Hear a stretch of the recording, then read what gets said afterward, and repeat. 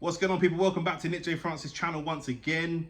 Manchester City 2, Arsenal 2. I'm sure you've all seen the headlines by now, and I am absolutely seething because to me, the referees cost us that game. I don't like making these excuses all the time, but the referee has cost us the game, no doubt about it. First of all, the second yellow card for Trossard, ridiculous decision. I don't think it's a red card. A lot of people saying to me, I don't think it's a red card. It's not enough for a second yellow card. We saw Ruben Diaz elbowing Havertz in the head in the second half. No second yellow for him, but a second yellow for Trossard when the game should have already been finished, in my opinion. There was 6 minutes of added time, and it was in the 8th minute of added time that the second yellow even happens. That should never happen. The similar story in the second half. There was 7 minutes of added time, and I can't understand for the life of me why there was 7 minutes of added time in the second half. In the first half of the game, we had a bunch of fouls, we had a red card, we had an injury, we had 3 goals with celebrations. In the second half, we had absolutely none of that. There were no red cards, there were no goals, until like late on, I mean. Throughout the game, there was very, very little. Arsenal were camped and Man City were just speculatively shooting and passing sideways. So when it got to 90 minutes, how the hell was there 7 minutes of added time? Where did that time come from? There was more added time in the second half than there was in the first half. And the first half had way more drama and way more stoppages. So I don't understand where this time has come from. Overall, Arsenal did extremely well to come out of the Etihad with a point, and we were minutes away, not even, we're 30 seconds away from winning that game 2-1 with 10 men. Winning that game 2-1 with 11 men would have been great, but winning that game with 10 men would have been unbelievable. And I do think that we deserved it for the way that we played. We hit them on the counter-attack, and we took our moments. We had our set pieces. Listen, the first goal from Haaland, Calafiori doesn't cover himself with glory at all. Savinho absolutely cooks him, sends him to the shop and says, bring me back my receipt, slides Haaland through, and that's it. He scores his goal. Our goal comes back. Calafiori, big moment. It reminded me a lot of Saliba against Bournemouth, where he scored an own goal, went up the other end and scored a wonder goal. We've gone long to Martinelli. Martinelli always, he's off form at the moment, we know that, but he always has the running of Kyle Walker. Constantly, he's always able to have a good battle with Kyle Walker. Today was no different. We go long to Martinelli. Martinelli outruns Kyle Walker, cuts it back, and Calafiori left foot. What a strike it is. Then we have a corner. In the first half, we only had 2 corners, and we could see immediately what the team was trying to do. Calafiori nudges and leans on Vardiol, and that creates space for Gabriel, who's being marked by Doku for some reason. Man looks like Abe's Odyssey. Gabriel gets the run on Doku and gets a header. It doesn't go in, but we see that straight away. So when we get our second corner, the same thing happens, but they tried to put Walker onto Gabriel. And this time Gabriel just drops the shoulder, goes, gets a free header and smashes it in for 2-1. Then, of course, this stupid red card. Like I said, the ball's in the air. We're past the 90... we're past the 45 plus 6 at this point. When Raya takes his goal kick, I'm waiting for Michael Oliver to blow his whistle. The game should be done. For some reason, the game isn't done. Michael Oliver doesn't blow his whistle. Trossard gives Bernardo a nudge in the back. Bernardo's facing his own goal. He's in the middle of the pitch. There's no goal scoring opportunity anywhere in sight unless you're on FIFA 09. And he gives him a second yellow. It doesn't need to be a second yellow. It could easily be a warning. The Trossard first yellow apparently is for like dissent or something. He's not even like he's racked up a bunch of fouls, because he hasn't. There's other players on the pitch that have committed far more fouls than him, but for some reason the ref decides to give him a second yellow card. Done.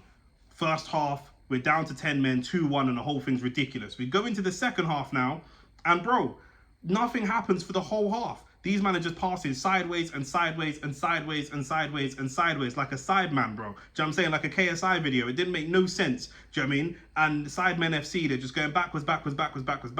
Couple of speculative shots. Most of their shots came from their defenders. People banter us. It was Calafiori and Gabriel that scored today. But it was John Stones for them that come up with the goods at the end of the game. And yeah, bro, like I said, I was saying it on the video. You could go watch the video. I was saying, bro, anyhow, I see more than 3 minutes of added time. A couple man went down with cramp, and that was it. There were no goals. There were no red cards. There were no serious fouls. There was no nothing. Do you know what I'm saying? Miles Lewis-Skelly goes and gets himself a yellow card. The first player ever to get a yellow card before ever making his debut.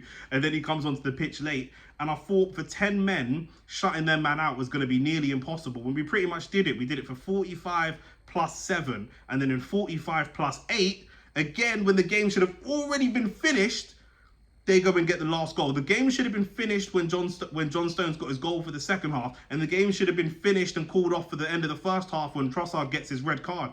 Disgraceful refereeing performance today. Didn't make no sense to me what I saw, but the team showed so much heart. They showed so much heart today. I gotta say, I was very, maybe not impressed. Like, it's a 2-2 draw, it is what it is, but everyone was writing us off.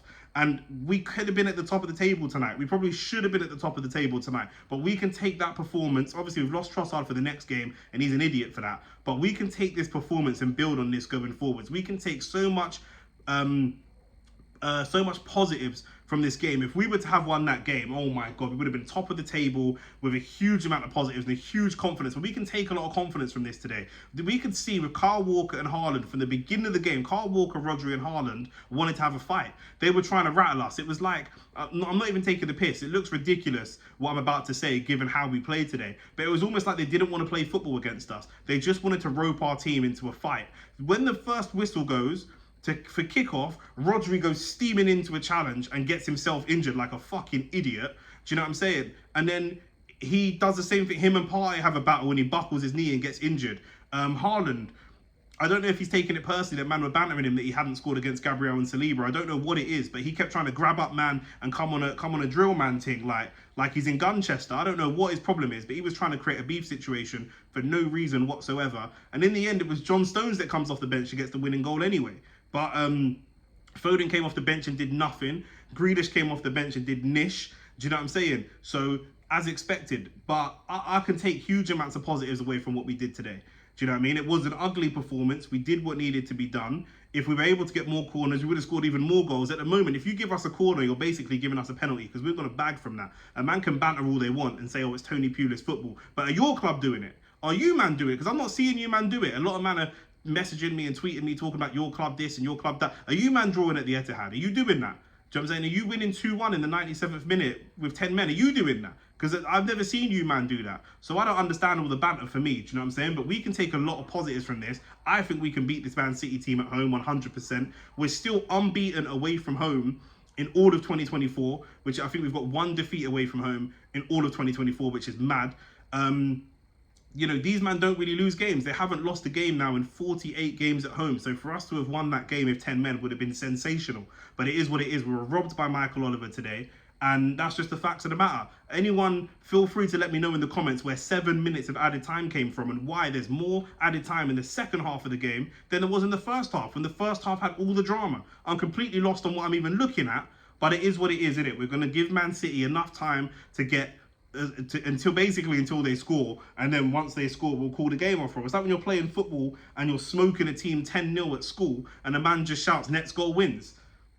Where's that come from? Do you know what I'm saying? That's what these men are doing. These men just basically shouting, "Next goal wins" in the 95th minute, and then that's just what it is. But for us, we can take huge amounts of positives going forwards, and we can hold our heads high with that type of performance, and we can be confident going into our next games, bro. Do you know what I'm saying? At the end of the day, we said, if we could get through, we've got Mikel Merino out injured, we've got Ødegaard out injured, we had Rice suspended for 1 game, we've got Trossard suspended for a game, and we said, listen, you know what? If we can come through Tottenham, City, and Atalanta unbeaten, that is solid, and that's exactly what we've done. So we're hitting we've had some injury problems early, and when all these players come back, we'll be ready, fighting fit, ready to go. Simple as that.